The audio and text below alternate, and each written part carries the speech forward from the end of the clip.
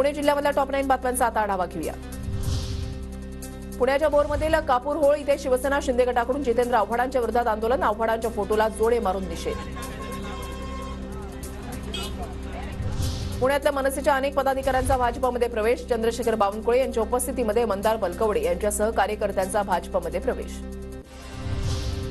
पुण्याच्या नीरामध्ये आपच्या मेळाव्यामध्ये नागरिकांसाठी व्याख्यानाचं आयोजन. शेतकऱ्यांना मार्गदर्शन करण्यासाठी आम आदमी पार्टी गावोगावी व्याख्यान राबवणार.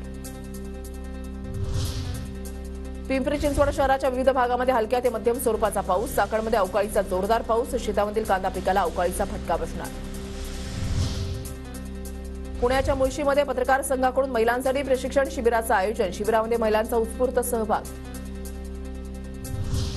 पुण्याच्या भोरमध्ये आध्यात्मिक वारकरी शिक्षण संस्थेचा वर्धापन दिन उत्साहात साजरा. यावेळेला उल्लेखनीय कामगिरी करणाऱ्या व्यक्तींचा विशेष सन्मान करण्यात आला. पुण्याच्या आंबेगावमधील भीमाशंकर सहकारी कारखान्याला उत्कृष्ट आर्थिक व्यवस्थापन पुरस्कार. वसंतदादा शुगर इन्स्टिट्यूट मार्फत पुरस्काराची घोषणा. पुण्यात अजित पवारांच्या उपस्थितीमध्ये माजी सैनिक सेलच्या पदाधिकाऱ्यांची नियुक्ती. प्रदेश सरचिटणीसपदी अमित मोहिते यांची नियुक्ती.